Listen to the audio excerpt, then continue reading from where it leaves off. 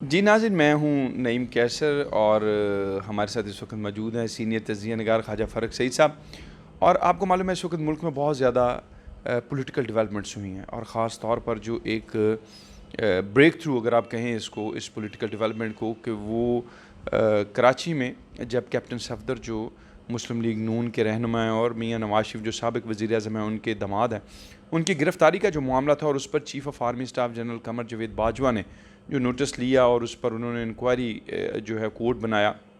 उसका जब फ़ैसला आया तो उसमें ये बताया गया ISPR की जानिब से, जो ताल्लुकात आमा है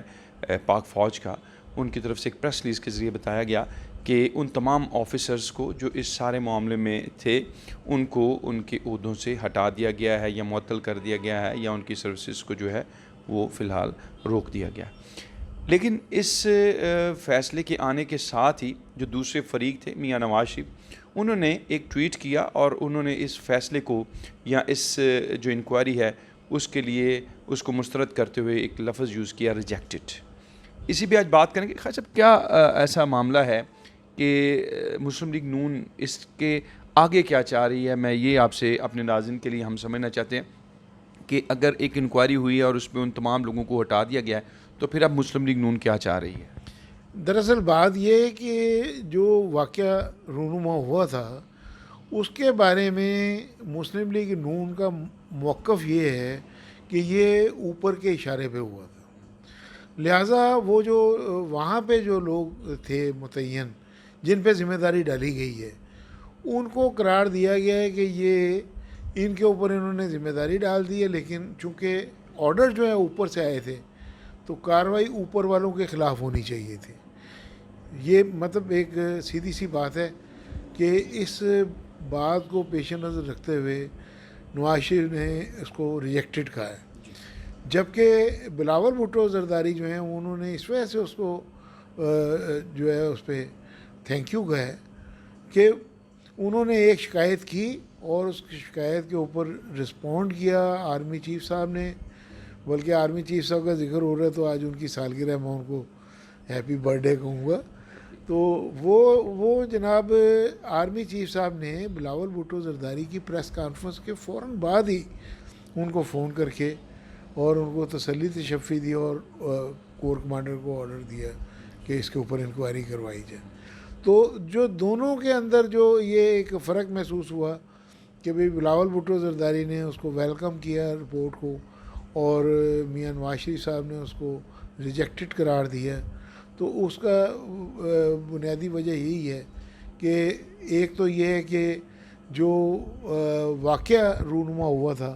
वो मियाँ नवाज शरीफ साहब की बेटी और दामाद के साथ था, और चूँकि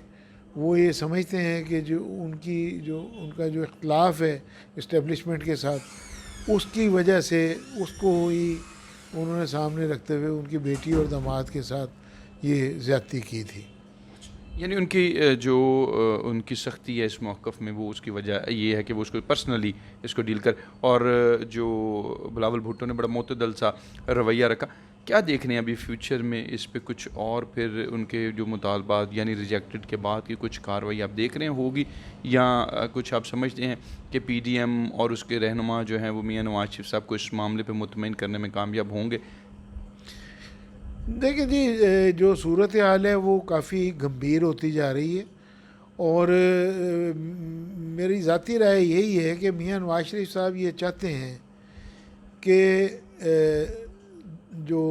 इस टाइम पे जो दो बड़े हैं फ़ौज के, उनके ऊपर जो है वो दबाव आए ताकि वो मामला जो है वो मेज़ तक जा सके। मेज़ तक जाने से मुराद मेरी ये है कि अगर कोई दबाव आएगा तो ही जो है ना जी इस्टेब्लिशमेंट के और हुकूमत के और अपोजिशन के दरमियान मुज़ाकरात होंगे, जिसके नतीजे में जैसा कि अपोजिशन चाह रही है कि नए आम इंतखाबात हों, और वो ऐसे इंतखाबात हों कि उससे पहले इस बात की यकीन दहानी हो जाए हासिल कि अदारे जो हैं वो उसमें मुदाखलत नहीं करेंगे और आइंदा अदारे अपनी अपनी हदूद में रहेंगे। उसके लिए वो जो आपने लफ्ज़ नया इमरानी मुआहदा है, जो सबसे पहले 1997 में जब इलेक्शन हो गए फरवरी में, तो मई में एक तकरीब थी लाहौर में हवारी होटल में, जिसमें मोहतरमा बेनज़ीर भुट्टो ने ये बात कही तो लोग हैरान रह गए कि ये क्या बात कर रही हैं। उन्होंने कहा कि अगर नवाज शरीफ जो हैं अपनी हुकूमत 5 साल चलाना चाहते हैं, अच्छे तरीके से हुकूमत करना चाहते हैं, तो फिर उनको चाहिए कि वो फ़ौज, एजेंसियां और सियासतदान सबको मेज़ पे बिठाएं और नया इमरानी माहिदा करें। तो उस वक्त समझा गया कि भाई ये क्या कह रही हैं बेनज़ीर भुट्टो, ये इलेक्शन हारने के बाद ये अपने हवास में नहीं रही हैं, ये कैसी बात कर रही हैं, ये तो जमहूरियत के ख़िलाफ़ है ये बात। लेकिन वक्त ने ये साबित किया कि वो बड़ी दूर की सोच रही थी और बड़ी दूर की नज़र थी उनकी। और यही बात जब फिर ये कोई लगभग 10-11 महीने पहले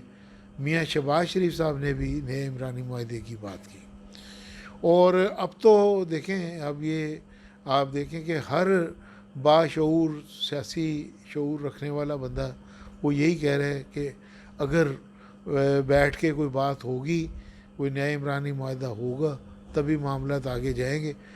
बसूरत दीगर तो यही है कि फिर अपोजिशन जो है वो जेलों में होगी और मुल्क में वन पार्टी रूल हो जाएगा। बहुत शुक्रिया सर आपका, बड़ी मेहरबानी इस जामे तज़किया के लिए। जी नाज़रीन, आपने जो मौजूदा करंट सिचुएशन है, सूरत हाल है, उस पर ख्वाजा फ़ारूक सईद साहब का जो तज़किया है वो सुना। उम्मीद है कि जल्द हम दोबारा जो कोई भी नया इशू होगा उसके साथ आपकी खिदमत में हाज़िर होंगे। तब तक अपने मेज़बान नईम कैसर को इजाज़त दीजिए। खुदा हाफिज़।